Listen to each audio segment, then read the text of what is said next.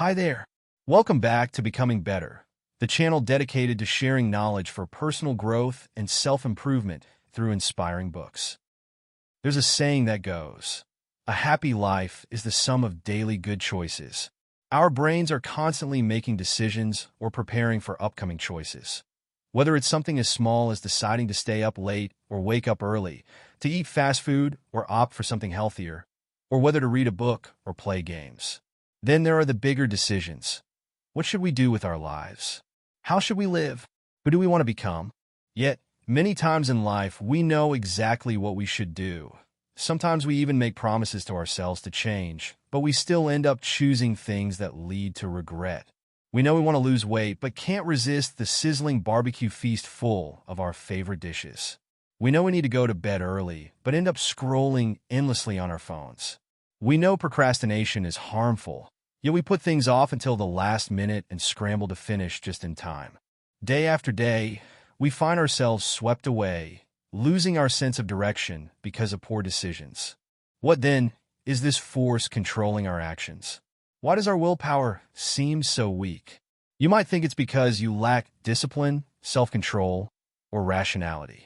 But these are only surface-level explanations.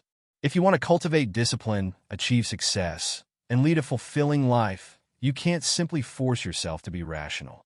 Happiness, at its core, is about choices, the ability to make the right ones. The book I'm sharing with you today is The Happiness Hypothesis by Jonathan Haidt, a renowned psychologist and influential thinker who advocates for positive psychology. In this book, Haidt delves into the deeper reasons behind weak willpower and why we struggle to make choices that lead to happiness. He introduces the idea that within each of us, two systems of psychological control are at work: the elephant and the rider. This book is a masterful blend of knowledge from various disciplines: psychology, philosophy, sociology, religion, ethics, and anthropology. It also incorporates findings from modern neuroscience and social psychology to evaluate classic theories about happiness.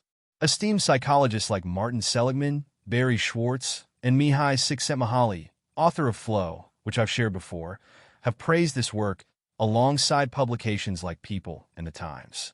The metaphor of the elephant and the rider isn't just about psychology or self-improvement. It's a profound exploration of the mind and heart within you. Understanding this dynamic will guide you on the right path toward true happiness. Now, let's dive into today's insights. We are merely riders of the elephant, not its master, because the elephant, representing our psychology, determines how we truly operate. The Buddha once shared a verse: "Before this mind, which wanders in pursuit of desire, I now govern, controlling it like holding a hook." From the beginning, the Buddha likened the human mind to a wild elephant. It roams freely, fulfilling its desires, but a person can still become the rider, holding the reins to control the mighty elephant. Even when it's angry, stubborn, or filled with attachment, we can still control it. In this sense, our soul and instincts are like a wild elephant, while our intellect is the rider. This analogy is used throughout this book and in the author's 10 years of research and teaching. Recently, the field of social sciences has emphasized that humans, as rational beings, have the capacity to use available resources to set and achieve goals. However, reality doesn't always align with this. Take myself, for example. Sometimes I set an alarm to wake up early at 6 a.m. to continue writing, but when the alarm rings, I simply turn it off and go back to sleep. The author tells us that in truth, greed, selfishness, fear, and the desire for comfort often overcome our intellect. Unless the elephant has no desires of its own, we can control and overcome it. But once the elephant wants something, we often lose control. So, if we follow the trend of society's insistence on strict discipline without understanding the heart, instincts, and the essence of the elephant within us, achieving alignment between the heart and mind to lead the life we desire becomes very difficult. This is because human rationality truly works based on emotions. Only when the brain is filled with emotions can rationality be effective. Research also shows that human psychology is an extremely complex process. It can be divided into 4 parts: The mind and body, the left and right brains, emotional and rational control, and automatic processes, all of which often conflict with one another. This is why we experience inner conflict. The first split is between the body and the mind. The French philosopher Montaigne pointed out that each part of our body has its own emotions and perspectives. Therefore, sometimes the mind cannot control the body's reactions. The second split is between the left and right brains. The left brain is the rider, and the right brain is the elephant. But the left brain often deceives the right brain. The left brain's language center is very good at creating reasons, even irrational ones, for the rider. Even if the rider doesn't understand the reasons, they can still issue commands to the elephant naturally. Lastly, the most important split is seen in the control system versus automation. The automatic system is the elephant, which reacts based on instincts, emotions, and intuition. However, the elephant is often controlled by desire and temptation. It holds a trigger for dopamine, the happiness hormone, making us do things that excite us. Yet, what is most tempting is often harmful. This is why the elephant within us does whatever it pleases, scrolling through our phones for hours, overindulging in caffeine, tobacco, sex, sweets, and so on. These things stimulate dopamine, but can lead to overindulgence and a sense of emptiness. At this point, the control system, represented by the rider, takes action. The rider embodies deeper thoughts, long-term vision, and planning. However, the problem is that the rider can only act as an advisor, offering advice to the elephant, not fully controlling its actions. In conclusion, we are the riders of the elephant, but not the rulers of it. You and I are not kings. We can only advise the elephant on how to act. So, how should we advise it? In the next section, there will be 7 doors for you to open, which will help you recognize and understand the mighty elephant within you, allowing you to harmonize with it and become the one who truly controls the path to happiness. Understand and harmonize with the elephant within you. The first door, the elephant acts based on a preference scale. There's an experiment where a monkey is given a fruit it has never tasted before. If the fruit is sweet, the monkey enjoys it, takes a big bite, and its preference scale shows that it likes it. On the contrary, if the fruit is bitter, the monkey dislikes it and won't bite again. The elephant inside us always has a preference scale, and most of our actions are determined by this scale. In psychology, this is called the emotional trigger effect. When the elephant sees words like hope, fun, or entertainment, it reacts quickly and feels happy. But when it sees words like death, loss, or sadness, it immediately has negative reactions. At this moment, the rider might say, "Isn't this normal? Everyone has things they like and dislike." However, if we think a little deeper with questions like, what work do you like? Where do you want to live? What kind of partner do you want? How do you want to live your life? When faced with these important questions about destiny, can the rider simply say, "Let the elephant decide instinctively"?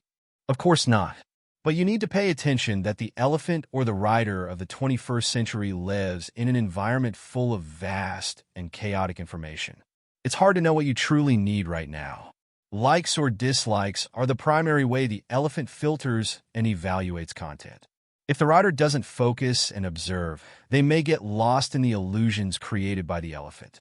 Everything around you can easily be things you like, and gradually, the rider may lose the rationality they should have. As the Roman Emperor Marcus Aurelius once said, "The entire universe is in constant change. Whatever you think life is, it is just that."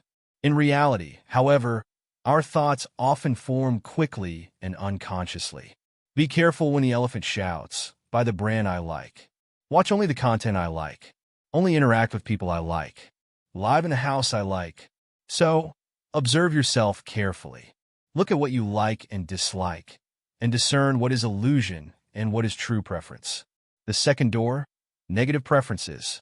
According to design principles, animals tend to react more strongly to bad things than to good things. This also applies to the elephant within you. We are often more sensitive to negative things.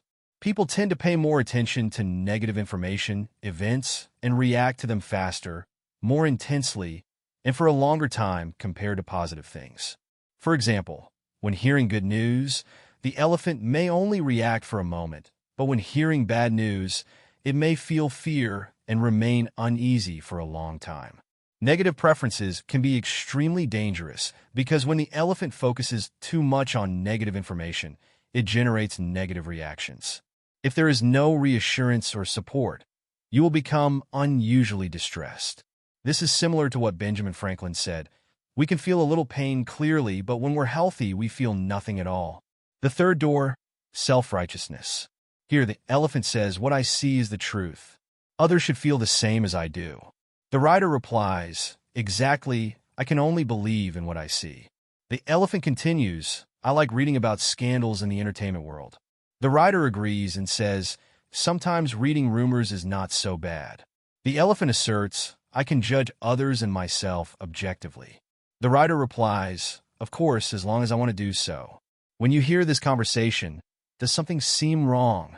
In fact, this is a sign of self-righteousness from both the elephant and the rider. There are many thought patterns of being self-righteous.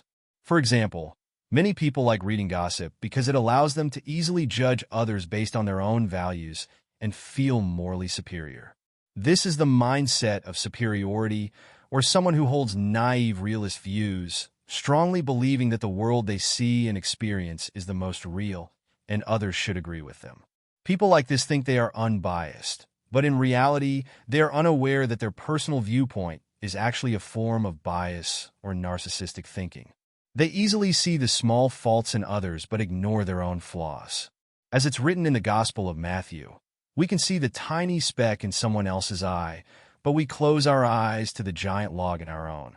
Psychologist David Dunning conducted an experiment showing that people tend to overestimate their own good deeds while objectively evaluating others' behavior. When judging others, we rely on reality, but when judging ourselves, we do the opposite. We unconsciously link ourselves with positive traits, search for advantages for ourselves, and think we're truly great. Then we fall into a state of self-conceit. The same happens when we make mistakes. We try our best to become a lawyer, finding every possible excuse to defend ourselves. You should know that these instinctive mentalities can create problems when cooperating with others, because you will always believe you're superior, feeling more deserving. At this point, ask the rider within you, what kind of person do you want to become? Both the elephant and the rider need to reconsider themselves based on the following three principles. Everyone is equal. The world is built from my understanding, but that may not be the truth. I must open my heart to understand myself better. Next, at the important gate, we will see that the elephant has an instinctive reaction that naturally expresses the principle of reciprocity. Give and take. When someone does good and brings benefits to us, we feel compelled to repay the favor and return the benefits. However, on the opposite side of this instinct, which can lead to cruelty, is the idea of an eye for an eye, a tooth for a tooth, seeking vengeance and revenge, even to the extreme of blood for blood. Within the soul of every elephant, there is a strong sense of justice and integrity. Thus, when watching a movie, we always expect the villain to be punished and the good person to receive rewards. From a psychological perspective, the principle of reciprocity originates from our nature to imitate those we are close to. When we are fond of someone, we unconsciously start to mimic their manner of speaking, walking, and even thinking. We tend to treat those who resemble us better because imitation is a way to show that we belong to the same group, an instinct deeply embedded in our genes.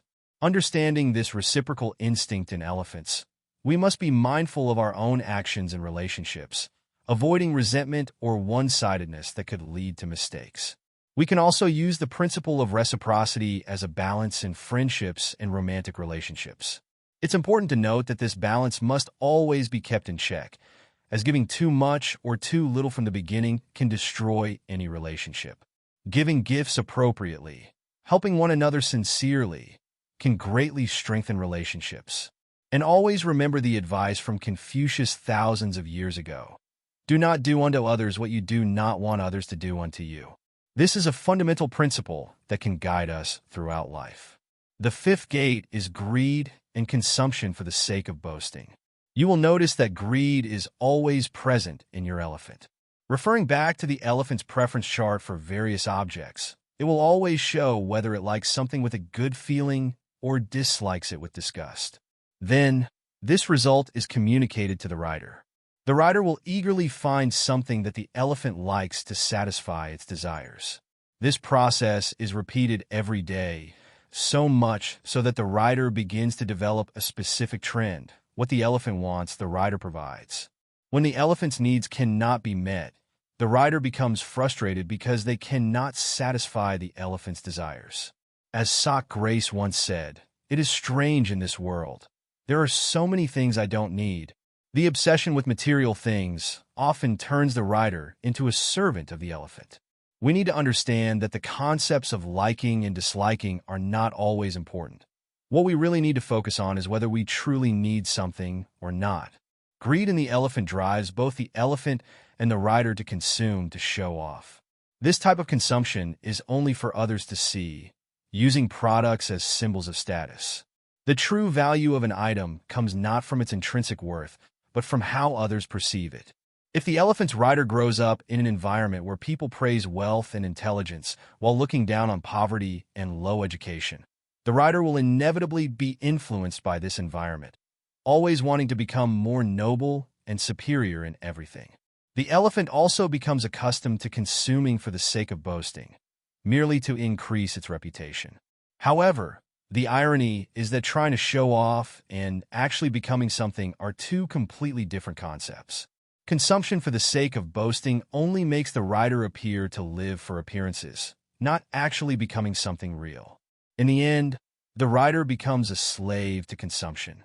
To summarize, when we understand the psychology of the elephant and its rider, we don't need to avoid consumption, but rather focus on the purpose of our spending. We should consume without boasting, meaning we buy something based on its true value, not to display our personal status or show off. Next, we approach the sixth gate, the high self-esteem of the elephant. The elephant is very sensitive about its pride and self-esteem, and it will not care whether it harms others in the process. At this point, the elephant urges the rider to express emotions in its own way. On the other hand, when the elephant's self-esteem is too weak, it leads to a lack of confidence, and the elephant often blames itself and feels guilty when faced with challenges. The first reaction is usually not to overcome, but to retreat or freeze in place. There are suggestions in literature on how to enhance reasonable self-esteem, such as learning a skill that you are capable of mastering, which can make you feel more proud of yourself. Finally, we reach the seventh gate, the paradox of choice. As I mentioned earlier, happiness is a choice, but there is a paradox to it. Having too many choices often doesn't make us happier. Many people think they must earn a lot of money and gain a lot of power to have more choices and control in life. People often overestimate the importance of having more options. For example, you must try to get into this field to have more career choices, or you should work for a good company to have better chances of finding a good partner. We hear advice like this often. In reality, happiness is a choice, and it's a skill, the ability to make the right and reasonable choices. Having many choices is not always good. A person who is indecisive will always hesitate, and someone who tries to weigh all the benefits will never be able to consider every possible advantage. What is important on the elephant's journey is not how many paths it faces or how many choices it has, but whether it can keep moving forward. The key is not to focus on the available options, but to act and make choices. Now, we've passed through the 7 gates to better understand the elephant within us. In the final section, let's explore how to become the rider of the elephant. How can we avoid blindly following our instincts, but still walk the path that comes from the heart towards happiness? I have summarized 2 important steps from the book as follows. The first step is to cooperate with the elephant. As analyzed earlier, the key is recognizing the relationship between the elephant and the rider. We must admit that nobody is perfect. Both the elephant and the rider have their weaknesses. We need to accept these imperfections as part of our whole self. This means accepting ourselves, facing the true version of who we are. The author also says that we are a combination of the rider and the elephant. Simply controlling the elephant through sheer willpower is not enough. We must find ways to cooperate with it, as our mental and physical health depends on this cooperation. When faced with our own weaknesses, We can follow the Buddha's example by avoiding sources of temptation that create discomfort, or by not paying attention to things that trigger dopamine from the elephant's preference chart. The Buddha overcame human desires by focusing on the sight of decaying corpses. Similarly, we can avoid overindulging in food when trying to lose weight by focusing on unnecessary items we don't need. By slowly changing the elephant's desires, we can better manage it. You must remember that within the elephant lies great strength and motivation. The only way to channel these motivations in the right direction is for the rider to constantly reflect on themselves. So, what should we reflect on first? Let's review our automatic thoughts and behaviors. For example, after getting home and eating, do you find yourself scrolling on your phone for hours? Before bed, do you watch movies or play games until late? Recognize the irrational beliefs within you, such as overgeneralization, personalization, and biased thinking in daily life. Set action-oriented goals for yourself rather than focusing solely on psychological goals. The second step is to use the happiness equation. Positive psychology presents a happiness equation that I'll display on the screen. In the equation, H represents your enduring level of happiness, S represents your set range, C represents circumstances, and V represents voluntary variables.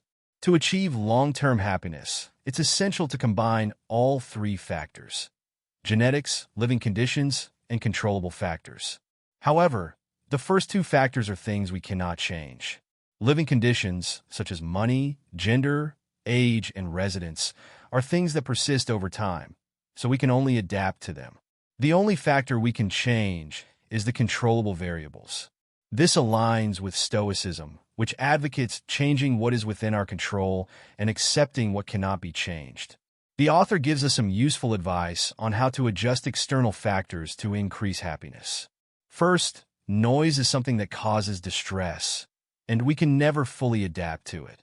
Therefore, it's better to live in a quiet place.